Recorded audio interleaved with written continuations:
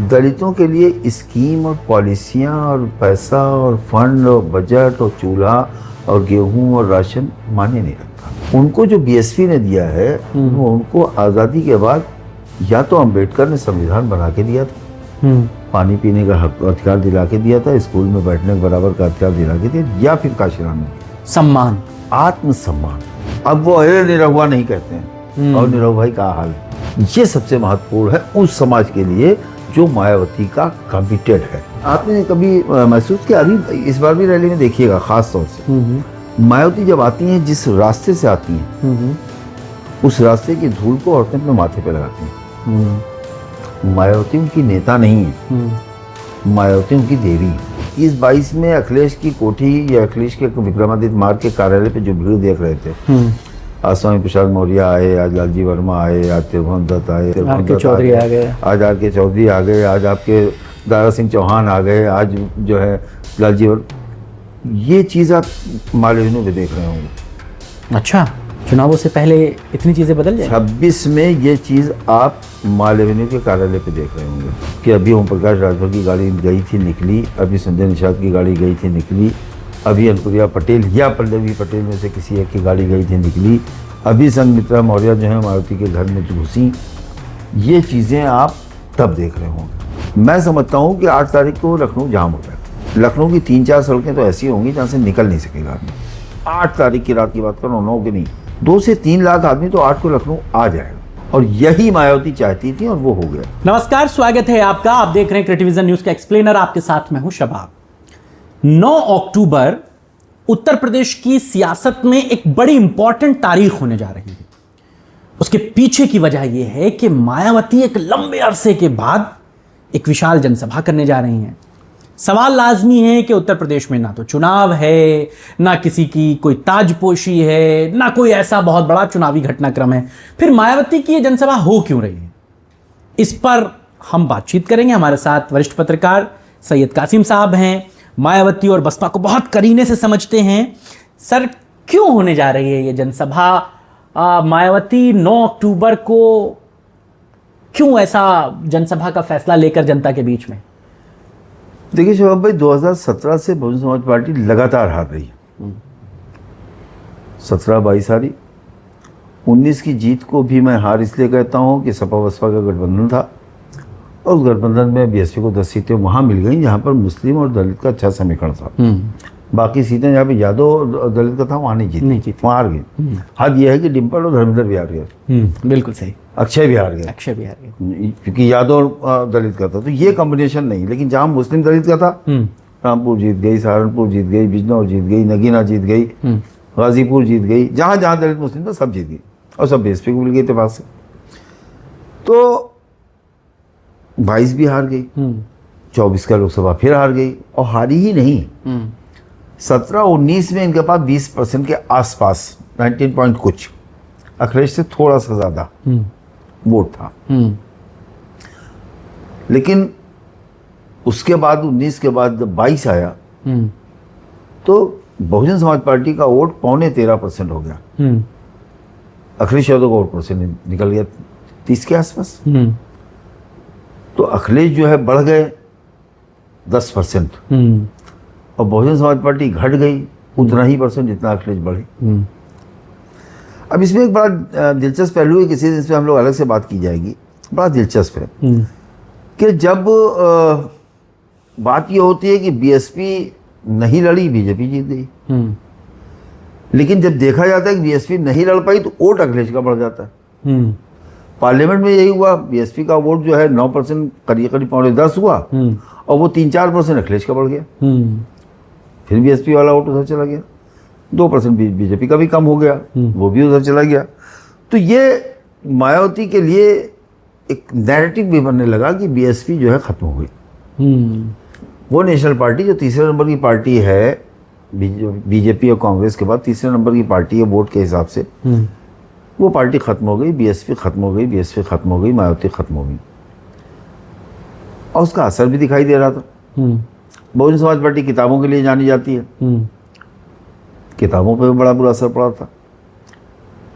जो अंदर से जानने वाले लोग हैं उनके चेहरे पे निशान जो है परेशानी के देखे जा सकते थे। 91 से बीएसपी देख रहा हूँ तो इतना तजुर्बा हो ही जाता है एक दूसरे से बात करके, भाई क्या चल रहा है और क्या है, तो वो चेहरा मोहरा और अंदाज बता देता है कि वो परेशान बहुत ज़्यादा है।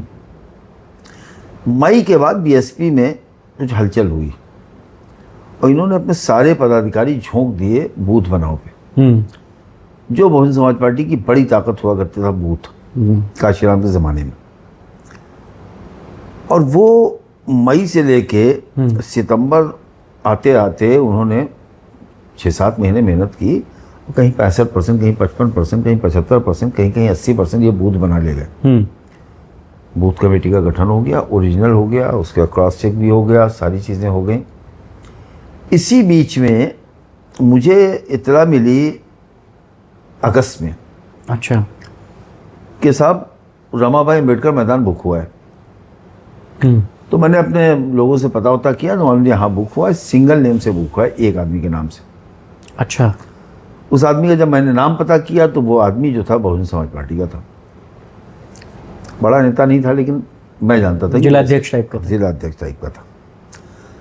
मैंने अपने प्लेटफॉर्म पे खबर कर दी कि 9 अक्टूबर को लखनऊ में मायावती करेंगी बड़ी रैली।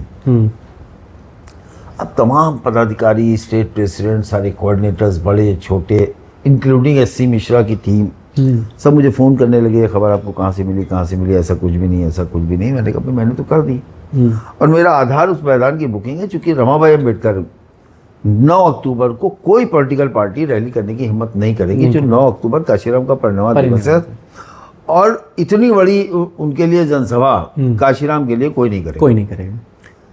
तो मैं ये बात कह रहा हूँ अपने तजुर्बे से कि ये रैली मायावती की होगी। खैर ये तो एक पहलू हुआ। हाँ। ये जो रैली के अनाउंसमेंट और खबरें चलने के बाद, अभी मायावती ने अनाउंस नहीं किया, अनाउंस उन्होंने किया 7 सितंबर को, अभी उन्होंने अनाउंस नहीं किया।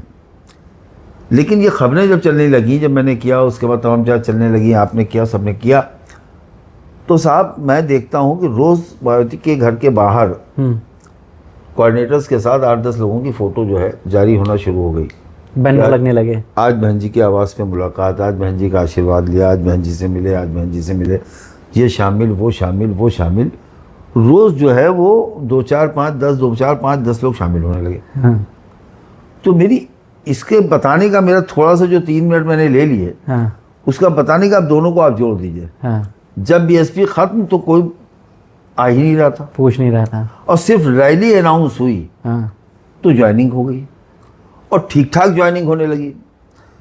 ओम प्रकाश राजभर बीएसपी की बात कर रहे हैं, संजय निषाद बीएसपी की बात कर रहे हैं, किसी दूसरे नेता से बात कीजिए तो बीएसपी की बात कर रहे हैं। स्वामी प्रसाद मौर्य मायावती मिशन पे आ जाएं, लेकिन उससे अच्छी सरकार किसी ने नहीं चलाई, वो बीएसपी। मतलब आप एक तरफ से सब बीएसपी एक माहौल सा बनने लगा। तो ये रैली बुलाने का मकसद मायावती का 2 था। एक तो ये चेक कर लूँ कि क्या सरकारों में रैली हमने हमेशा की है, विपक्ष में रह के मायावती ने कोई बड़ी रैली नहीं की। या तो वो चुनावों को संबोधित करने जाती थी, रैली कहते ही नहीं। हाँ। वो तो रैली है ही नहीं, वो चुनावी जनसभा है।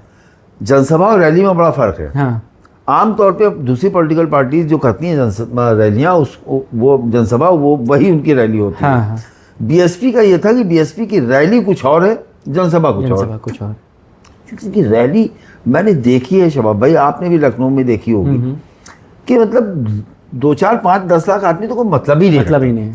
और दूसरी political parties Begum Hazrat Mahal park को भर देती थी, जिसकी 50-55 हज़ार की कैपेसिटी थी। हाँ। तो कहती थी लाखों का मजमा। हाँ, बिल्कुल ठीक बात। मायावती ने पूरा लखनऊ छोड़ दिया, बेगम हजरत महल पार्क को पार्क कर दिया, परिवर्तन चौक बनवा दिया, फिर गई वहाँ किया गोमती रिवर फ्रंट वाले पे, उसमें आजम खान ने पेड़ वेड़ लगवा के उसको रिवर फ्रंट बना दिया। लक्ष्मण मिल मैदान जो था पहले, हाँ लक्ष्मण मैदान, वो बंद हुआ। उसके बाद वो उन्होंने बना ही दिया मैदान। हाँ। रमाबाई, फिर ये जेल वाली जो पुरानी जेल वाला जो था, पुरानी जेल, उसमें अडवाणी वाली रैली जिसमें अडवाणी भी आए थे। हाँ।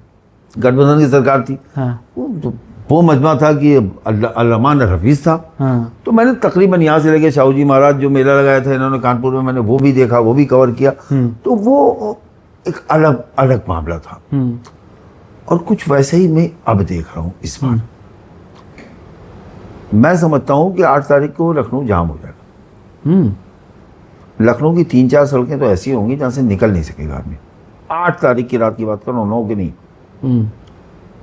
2 से 3 लाख आदमी तो 8 को लखनऊ आ जाएगा, और यही मायावती चाहती थी और वो हो गया।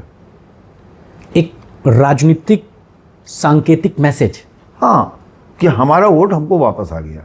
वो चाहे कांग्रेस के संविधान पे गया हो, चाहे अखिलेश जो है वो हरा देंगे भाजपा को इस पे गया हो, या भारतीय जनता पार्टी हमारी हितैषी है उनको गया हो, वो अपना वोट वापस पाने का जो मकसद है उनका, जो हमारा 20 है, हमारा दलित वोट बैंक खास, जो हमारा शेड्यूल कास्ट, उसमें दलित भी है, कुछ ओबीसी भी है, कुछ कुर्मी भी है, जो बीएसपी माइंडेड, कुछ मुसलमान भी है, तो वो अपना 20-21, 19-20-21 जो है वो इंटैक्ट करना चाहती हैं।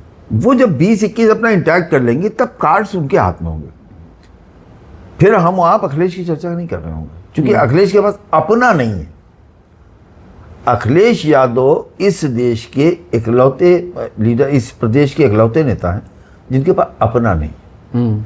उनके पास जितना है सब या तो विरासत का है या मुसलमानों का है। अखिलेश को अगर 34% वोट मिलता है तो उसमें एक मुश्त 19% वोट मुसलमानों का होता है, बाकी कुछ परसेंट यादव होते हैं। उसके बाद 4% के करीब यादव होता है, 22 हुआ। 10% में सब होते हैं, जो कैंडिडेट की जात होती है, उसके बाद एक माहौल होता है, कैंडिडेट का अपना इंडिविजुअल, और बीजेपी के खिलाफ कौन लड़ रहा है, एक माहौल वो होता है, कौन मजबूत है। जो बीजेपी के एंटी वोटर्स हैं वो सब सेंट्रलाइज होकर चले जाते हैं। तो ये जो रैली होगी, आपको लगता है कि मायावती जो गेम प्लान कर रही हैं कि हम भी कंपटीशन में हैं, हमारा वोट बैंक हमारे साथ है, ये जनता तक मैसेज कन्वे हो पाएगा? क्योंकि अभी तक का जो नैरेटिव बना हुआ है वो ये बना हुआ है कि यूपी में भाजपा के खिलाफ अखिलेश यादव ही लड़ सकते हैं, या योगी आदित्यनाथ के खिलाफ अखिलेश यादव ही लड़ रहे हैं वाली कहानी है। तो इस रैली से क्या ये दिमागी जो एक इंसान के जहन में बैठ चुका है वो बदलेगा? हाँ, मुझे लगता है कि मायावती को जब ये कहा जाता है कि मायावती खत्म हो गई, तो ये कहा जाता है उनका वोट भाग गया है। दलील जो है वो ये है। तो अगर उनका वोट वापस आ गया है तब फिर वो लोग, हम जैसे लोग जो ये कहते हैं कि मायावती खत्म होगी, फिर हम लोग ये बात नहीं कहेंगे। जब हम कहेंगे, अब कहेंगे यार उनका वोट तो लौट आया और उनका वोट ट्रांसफरेबल है। ये मायावती के साथ एक प्लस पॉइंट है। वोट क्यों लौट के आएगा? जो छिटक गया है, जिसको ये भरोसा नहीं है कि मायावती चुनाव जीतने वाली है। जैसे ऐसा है ना कि शेड्यूल कास्ट को मतलब समझने के लिए उसका मिजाज समझना होगा। शेड्यूल कास्ट में जो जाटो वोट है ना, वो जाटों को अगर आप देखेंगे तभी समझ पाएंगे। मैंने जाटों को बड़े करीब से देखा, स्टडी किया। उनके लिए जब काशीराम ने एक आग देखे, ऐसा पहला इलेक्शन हमने हारने के लिए पार्टी बनाई है, दूसरा हराने के लिए बनाई है, तीसरा जीतने के लिए बनाई है।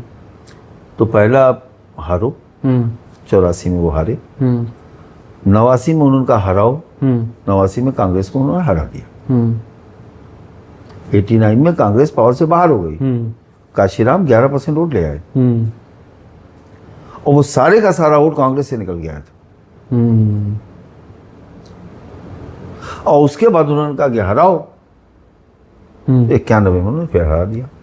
नहीं तो सिर्फ समाज इसलिए जुट जाएगा कि वो हमारे समाज की हैं, समाज की नहीं है, वो हारे या जीते से कोई फर्क नहीं, समाज की नहीं है। देखिए ऐसा है ना, दलितों के लिए स्कीम और पॉलिसियां और पैसा और फंड और बजट और चूल्हा और गेहूं और राशन माने नहीं रखता।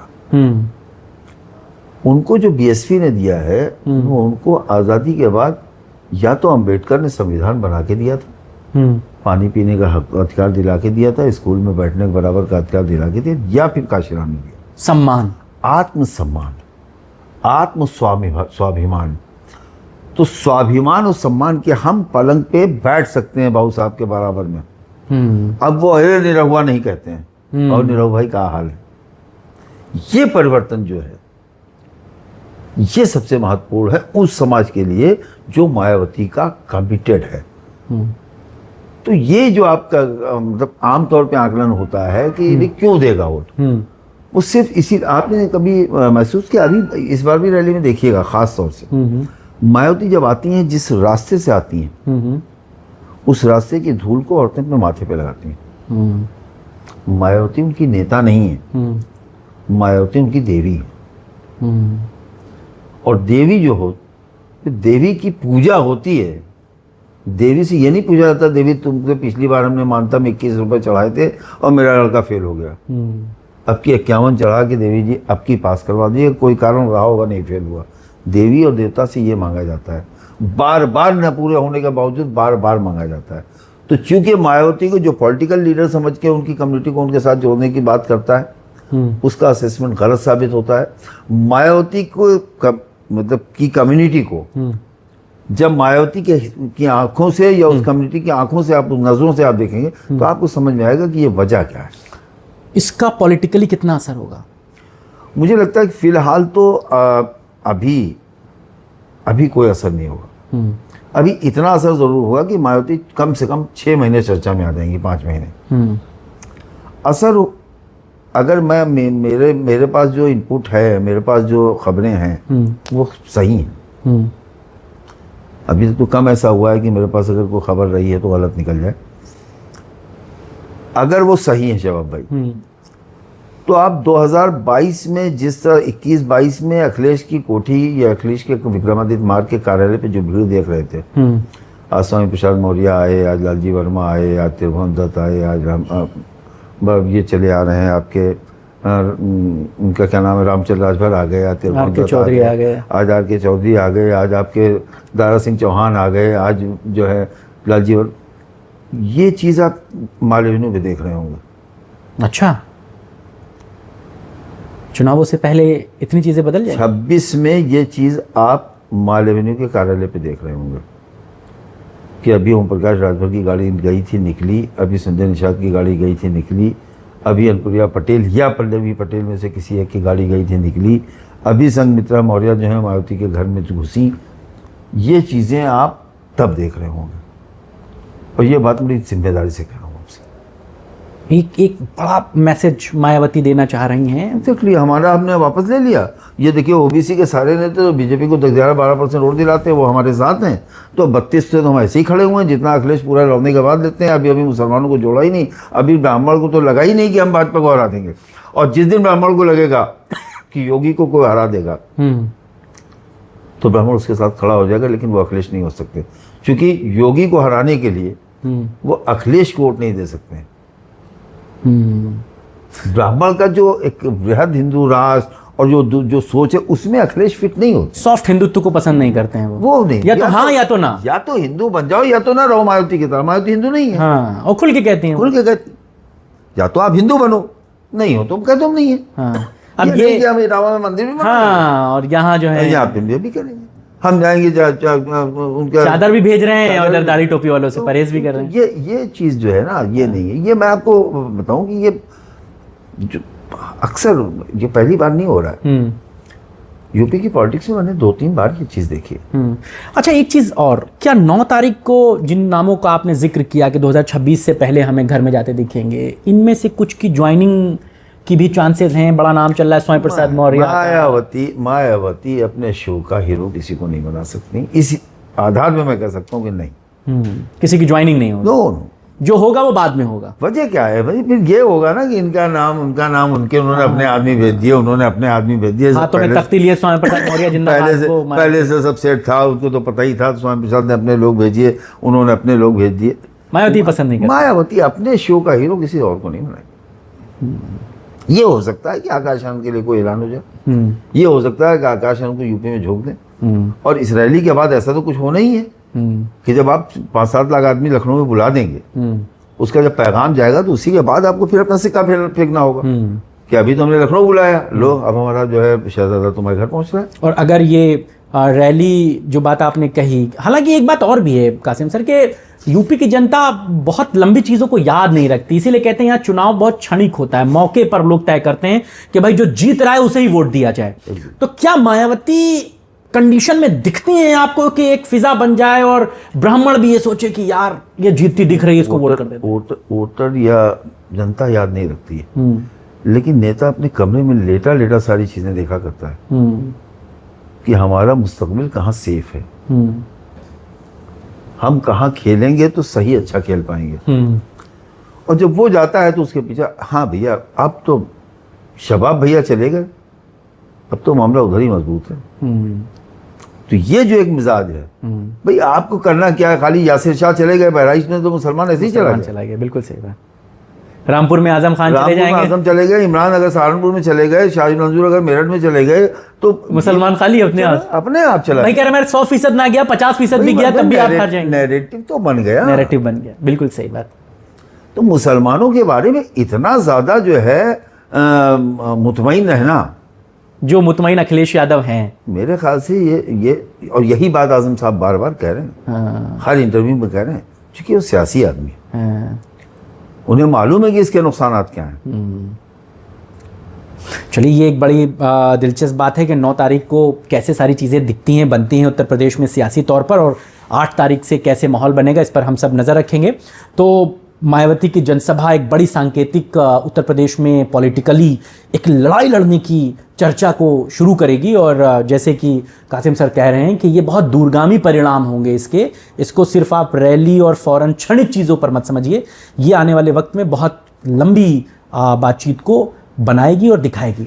आपको चर्चा कैसी लगी हमें ज़रूर बताइएगा। कासिम सर बहुत बहुत शुक्रिया। बहुत शुक्रिया।